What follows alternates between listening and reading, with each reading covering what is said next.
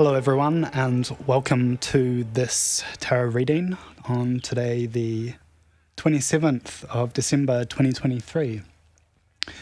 It's just gone midday here in Victoria, Australia, and I believe the moon is entirely 100% conjunct Sun at the moment. In other words, full moon, 5 degrees of Cancer. Right now, I'm unable to see that because it's the middle of the day on this beautiful sunny day. This is the first time that I've filmed one of these readings in earnest, and I really want to begin by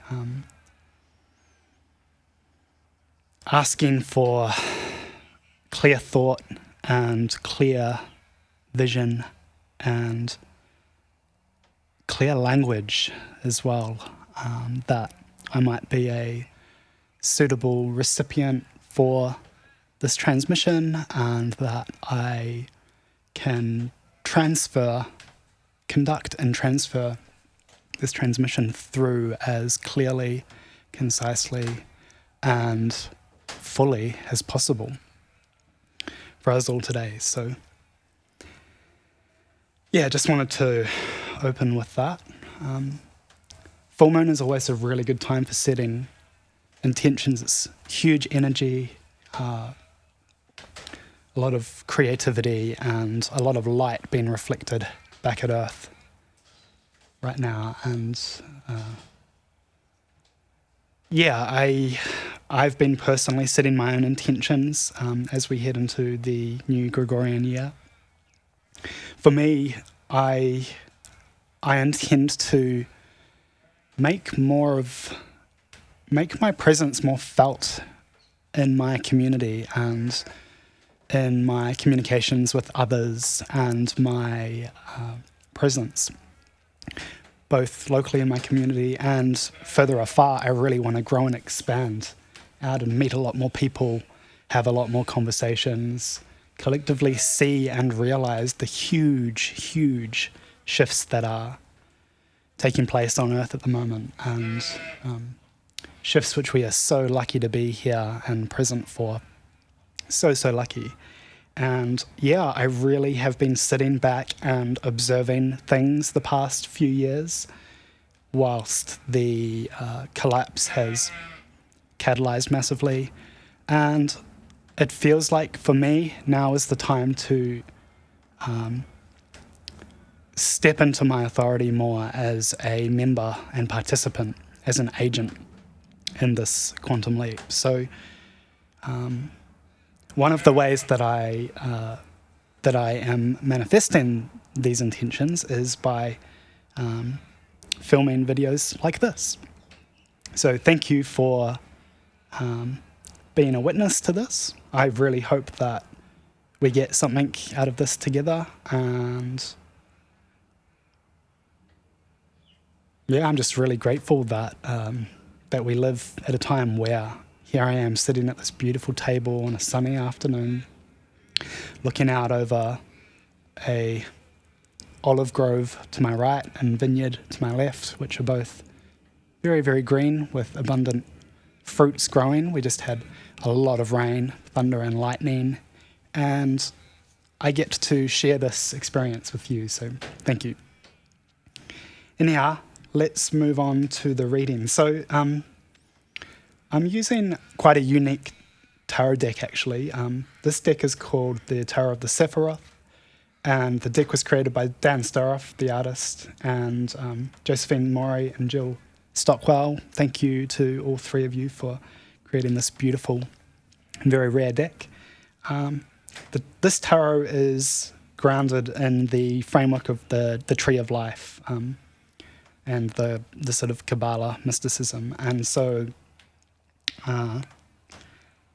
that's kind of the lens that I interpret and form relationships through. I'm not a tarot reader by trade. I have no formal training. I really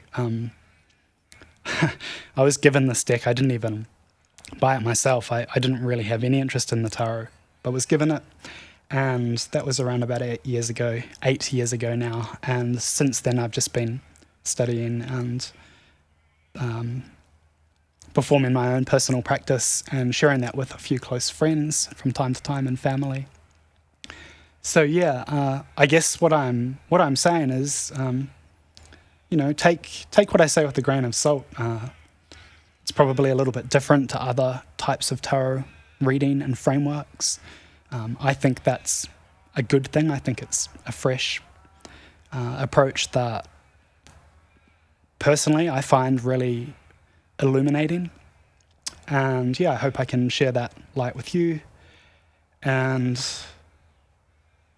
yeah, I guess, I don't know, I don't really know what I'm doing. I'm a bit of a rogue operator here. So yeah, let's have a bit of fun with that. I guess I also will say that, I'm not necessarily here to create the meaning in this reading. I think that's something that happens in collaboration together. I will perform my own interpretations, but how that lands, how you ground that is up to you. So yeah, I'll do my best to be as broad and precise and yet sort of broad and general as possible. Anyway, let's get into the reading. So we're going to do a 6-card spread. The structure is going to be energy, form, direction, influence, catalyst, inspire. And this is a structure that I've been developing. So yeah, if this is your first time, well, amazing. Let's do it. So here's the form. Sorry, the energy card, not the form card, the energy card. This is pretty obvious, I think anyway. Let's unpack this a little bit. So first of all, we're situated in major arcana, and the devil, all of the major arcana bridge the sphere of the tree of life, the 10 Sephiroth. And so the devil here we can see bridges these two Sephiroth, Tiberet and why do I forget the name of this orange sphere? That's really interesting. I'm just fully blanking out. Okay, let me just consult the book here. It's never a good sign when the doctor starts Googling the symptoms in front of you, eh? I think that's Hod. I think that's Hod. Yeah, sorry, my cards are a little faded, and well, I'm not going to make excuses. I just straight up blanked out on that. Anyhow, let's talk about this bridge here, this connection between Tiberet and Hodwood. And I apologize if my pronunciations aren't very good. I'm still just learning about all of this. So Tiberet here is centered in the heart space. It's right in the center of the pillar of harmony, right in the middle, and it's a field of beautiful harmony and peace and tranquility and balance. And Hod is situated on the pillar of form. I think that's the masculine side. It's the feminine side. Yeah, it's the feminine side. And Hod really embodies the principles of speed, acceleration, evolution. It is the pillar of form. Communication, data, sort of how, it's more of a how question. All of the pieces of information are there for us to be able to discern through, to sort, to filter, and to then structure a communication. So there's this kind of snowballing or acceleratory force that accompanies that process.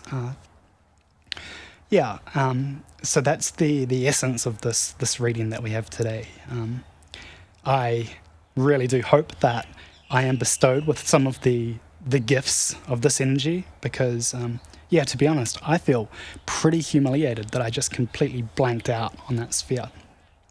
And I'm not afraid to admit that at all, because, none of us are perfect. None of us. Anyhow, the Devil, it's a really cool card. I love this card. I love the beaming, radiant third eye that is lasering out in seemingly all directions from the cards, from the Devil's pineal. There's this beautiful sense of illumination and seeing and knowing that the devil embodies, and through that scene we are granted agency, we're granted choice in the decisions we make, and so obviously the naked figures that are sort of very sensual and very much embodying the delights of being in a human form. There's this idea of indulgence and self-indulgence that they represent, and that in traditional thought, the devil sort of, encourages toward, or more than encourages, lures us. There's this kind of, how can I put this? There's it's like the snake in the Garden of Eden. There's this this evilness or this kind of corruption that is behind the intentions of the devil to lure and seduce. And yet, the devil can see everything and has the capacity to make choices about how they conduct their energy, how they direct that and apply it. And that's how I kind of read this card. I guess the last thing I'll add is it's very much like material plane stuff. It's like how your spirit emanates into the material. All right, so that's energy card. Here's form. Seven of Wands. I love this card. The 6 flaming yods all kind of standing around the 7th hovering radiant yod. And what I see in this card is this beautiful reciprocal energy. The 7 cards are witnessing, the 6 yods are witnessing the 7th, which hovers in the middle, and sort of takes on this mightier, girthier form. It's as if that those 6 wands have put all of their, well, not all of their energy, but a lot of their energy into manifesting the 7th wand that hovers, levitates in their presence. And yet the 6 wands still flame beautifully with healthy yellow flames. The other aspect of this that I see really clearly is the 6 wands that are reinforced, supported, nurtured by that central wand or yod, and the light of that fire causes the 6 peripheral wands to cast shadow and to be seen, to be in the light, to be illuminated. So I see a really clear kind of reciprocalness to this card. I see community, I see connection, I see equity as well. And the 7th Sephiroth, here we are in Minor Arcana, and all the 7s are situated at Netzach, which is about...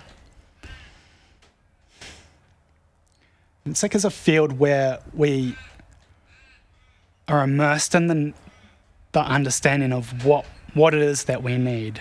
Our needs become clear, and maybe we don't know the how that Hod provides. We don't know the how and how to attain those needs or meet them, but we certainly are able to articulate them and come into contact with them in a kind of clear and precise manner. So So there's our form card. Here's our direction card. Okay, yeah, so I don't really do the whole upside down reading thing. Yeah. All right, Judgment. This is the 20th Major Arcana. And it's quite an intense card. I was gardening yesterday and I had an encounter with a brown snake, which gave me a huge fright, and I think gave the snake an even bigger fright. Snakes are really intense creatures, hey. And there's a link, obviously, with the Devil card in the archetypal character here. The pathway here is from, again, Hod, down to Malkuth, which is the final Sephiroth. And so there's this condensation of energy down to its most fully realized form, from the having the questions to ask, having the data points to share and analyze. From that place, we are offered this bridge that brings us to a world of full realization, of full manifestation. Yeah, obviously the fire is a big theme. The devil is holding a burning yod in his right hand here. We have the 7 wands here, and of course the cauldron, the sort of sacred flames in the cauldron that transmute, clarify and transmute anything that's kind of offered up to them. All right, we'll keep moving. We're going to loop around this a little bit, but for now we'll keep moving here with our influence card. Yeah, nice. 9 of Cups. So,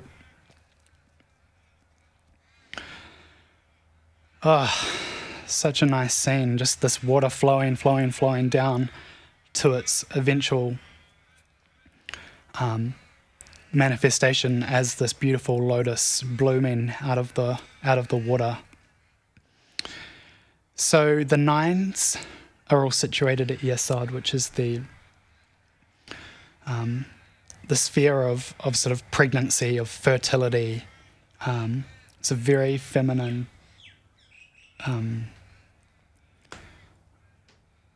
field of pregnancy. I don't really know how else to say it other than that word. It sort of perfectly sums it up. And with the Jupiter influence here, there's this real sense of expanding growth and almost endless flow, which we can see in the stylized water that travels from cup to cup to cup as it descends down to the pool of life. That's a really beautiful influence to have guiding this reading. Here's our catalyst card. Justice. Okay. And again, I'm gonna go and give the pathway here primacy in this reading. So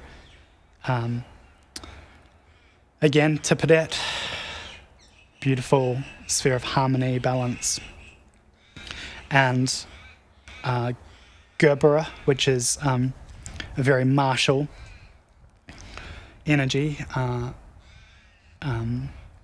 In this field, we are presented with the challenges and obstacles that we need in order to grow and develop the strength and clarity and power to overcome whatever setbacks we might face or conflicts that we might face in our journey. It's a very important part of the creative process is to encounter conflict, to encounter criticisms and have arguments, and there's absolutely nothing wrong or destabilizing about that. It can be very demanding. It can be very can ask a lot of our ability to maintain ourselves and our awareness, and yet it always yields positive growth. And I won't even slant that with positive. It always yields growth. Sometimes it's not what we could see. Sometimes things take on a different shape or a different direction. And really the growth there is about our capacity to be agile and flexible and to move with the shifting of tides. Yeah, we've got more Jupiter energy here, and Saturn as well, which is, I know, I'm not an astrologer, but I had a quick look at today's chart, and I know Saturn and Jupiter are sextile, I think, at the moment, with Jupiter trine, Saturn's trine the moon, so there's huge Jupiter-Saturn influence at the moment. And I also know that Jupiter is about to station direct on, I think, the 30th. And so, I think I want to give this Jupiter energy probably a little bit more emphasis than I have so far. It's significant. It's really significant. And the sense of expansiveness, support, authority, growth, all of these kind of influences are definitely making their presence felt very strongly at this time. Okay, let's move on to our sixth and final card, which is the Spire card. So I sort of see this card as so do you know about, in churches, the spire is like the peak at the top of the church. I'm not religious, but I've been to church. I love churches. I've been to a lot of churches, and I really love their architecture and just the feeling inside of them. It's creepy and massive and obviously supercharged spaces. Churches are built with the spire, which is obviously the top of the structure, and the idea of the spire is the spire sort of like reaches like an antenna to heaven. It's there to kind of like both receive the transmissions that emanate from God or whatever, and whatever word you want to use to call the transcendent, and also acts to transmit the energy of the mass that gathers in the church, to transmit that out and radiate that out as a amplifier of intention.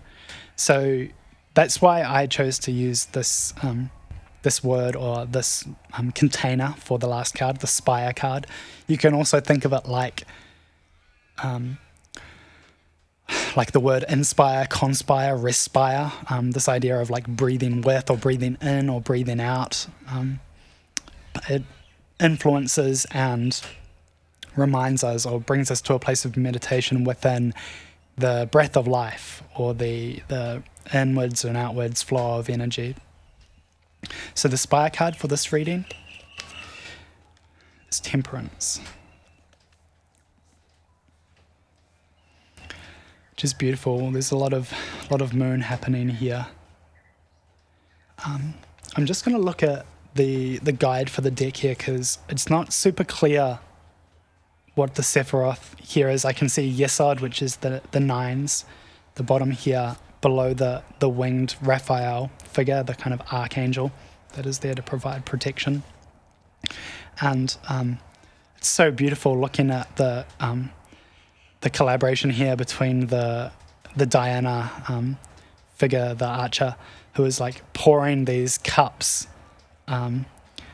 of water into this pool where they reciprocate and mix and blend and form a oneness, a unification, And then also the Nine of Cups here, where that water flows down through the cups down to the pool, where again they mix and create life and abundance, and nourish and sustain that. Yeah, I'm just going to look at the guide here and have a look at the pathway, which I am unable to remember right now. Okay, it's Tibereth. Yeah, my deck is super faded, so here's the yellow behind Diana. Beautiful. There's a lot of Tibereth energy in this deck. The Devil here, Injustice right here, and Diana. And I think that kind of sets the scene for the motif, one of the primary motifs within this reading, this idea of balance and harmony, that not that we're always stationed there, that would be unreal, but that there are so many different pathways that move us closer to or further away from this place of balance, and that these pathways are there, they're accessible to us. And even if we're moving away from that, which seems destabilizing, or that it creates some kind of interference in our field, in actual fact, we can always turn back and look and see. Only through that kind of moving away can we turn back and see that and look and maybe more appreciate the field of balance and harmony that is situated at the center of the tree of life. Yeah, so let me see. What can we bring together here? The first thing I'll say is that there's quite a bit of major arcana in this deck, in this reading, and that speaks more to the transpersonal element of this reading, which, to be completely honest, I didn't really have a question that I came to this reading with. It was more just, let's see what the tarot has to say at this time and share that with others. But yeah, there is this kind of transpersonal nature to this reading. While we can understand this within our own, and need to understand this within our own personal experience, there's also something so much more broad, so much more collective about this reading that I encouraged you to look at and consider in your meaning making and your listening.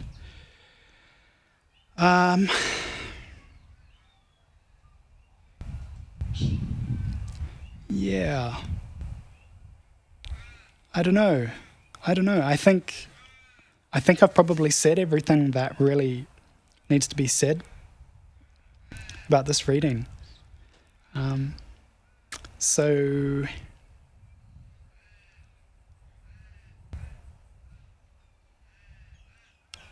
let's end the video there. Yeah. Thank you so much for taking the time to watch this. Like I said, I really want to do this more often this year. So, if you found this useful, if you enjoyed this, if you hold open a story in which my capacity to share this with a wider subset of people and make some kind of influence in shaping our reality, if you hold open a story in which that is a net positive for everyone involved, which I truly hope it is, then please come back and watch the next one. In YouTube speak, like and subscribe, and yeah, maybe share with your friends even. And yeah, I hope you have a beautiful day. I really hope you enjoyed this full moon and Jupiter saturation. And yeah, we'll do this again soon.